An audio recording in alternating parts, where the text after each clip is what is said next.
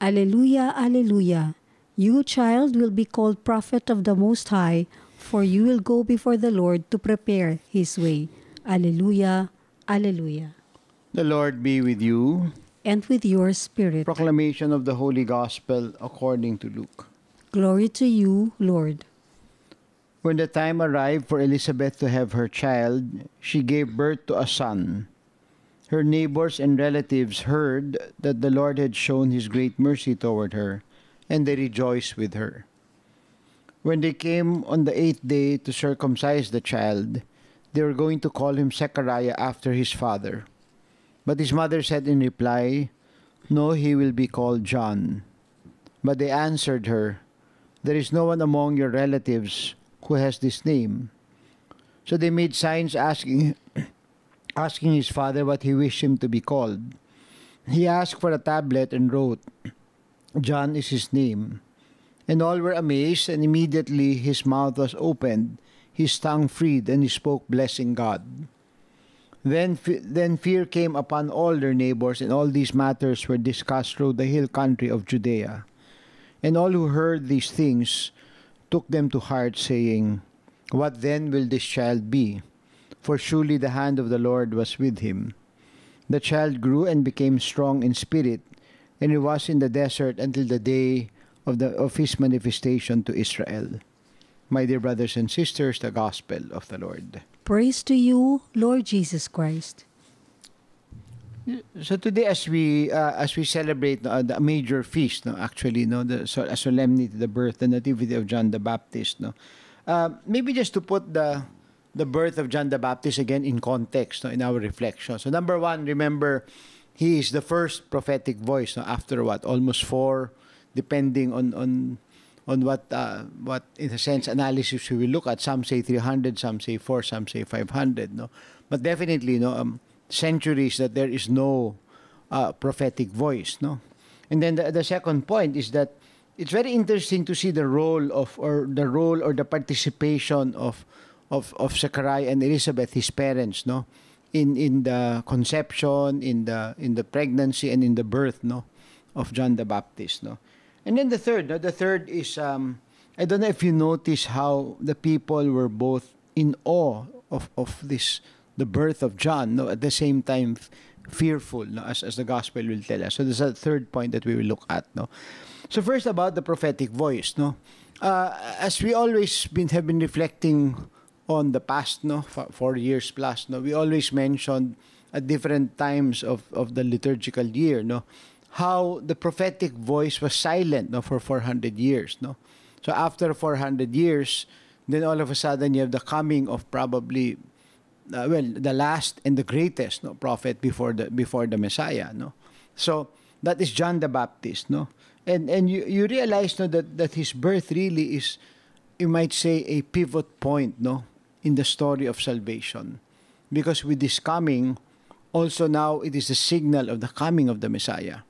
Of course, we see that even more beautifully and more dramatically, more and poetically, in the verses that follow today's gospel, when Zechariah sings his canticle, there Zechariah very clearly and very eloquently, beautifully defines, the role of John the Baptist as the prophet, as the precursor of the Messiah. And perhaps that is something that I invite you to read. We are reading from chapter 1, verses 57 to 66. And if you read after these verses, you read the Canticle of Zechariah. And I invite you to do that, just to celebrate the birth of John the Baptist, to realize the centrality and the importance of John the Baptist in the story or the plan of salvation. And then the second point is the role of Zechariah and Elizabeth. Clearly, Zechariah and Elizabeth were very much a part of the mission of John the Baptist. Remember, we saw how Elizabeth, when Mary visited her in the narrative of the visitation, how she proclaimed the greatness of Mary, and how she immediately expressed the joy that the presence of the Savior brings into our lives, And in fact, even then, she was so sensitive, to the reaction of John the Baptist in her womb, And they have always looked at Zechariah and Elizabeth have always looked at John as a gift from God, as a sign of the graciousness of God. That's why they chose that name, no? That is the meaning of his name, no? And so you realize here, no, that the parents have a very important mission, no, in helping their children discover their mission. And here you also have, of course, Mary and Joseph, no? Another primary example of parenting or parenthood, no? That ultimately, when everything is said and done, we realize, no, that part of the gift of being parents, part of the grace and part of the responsibility is to, in a sense, nurture the children in order for them to discover not just their purpose, but their mission, their God-given mission, no? Clearly, Zechariah and Elizabeth would say that of John, no? And the same with the Blessed Mother and Saint Joseph, no? And also we need to remember that in the baptismal promises, no, when your children were baptized, remember the parents, no, promised to somehow guide the child, no, as into becoming really a mature disciple, if you wish, no. So really, the second point is to see the role of the parents, no, or not just parents, but adults, people who are formators or mentors of young people. I think it's very important for us to realize that gift and that responsibility, no. And then the third and last point is that here for me, it's something that we always experience, no, when we begin to feel the presence, no, a very real presence of God revealing to us His will, no. Remember, we also mentioned this for Rudolf Otto, no? He calls this the mysterium tremendum and the mysterium fascinans, no? That at one and the same time, as the gospel tells us, when they saw what was happening to John, they were fearful, no, and yet they were in awe. And I think it was Gerald Manley Hopkins who's mentioned that everything that comes from God or begins from God is always first an experience of that fear, but also at the same time a fascination. The mysterium tremendum and the mysterium fascinosum, no, fascinans, if you wish, no. So that fear and fascination at one and the same time, experiencing the presence and the will of God, no, as we saw here in the reaction of the people to John the Baptist, no.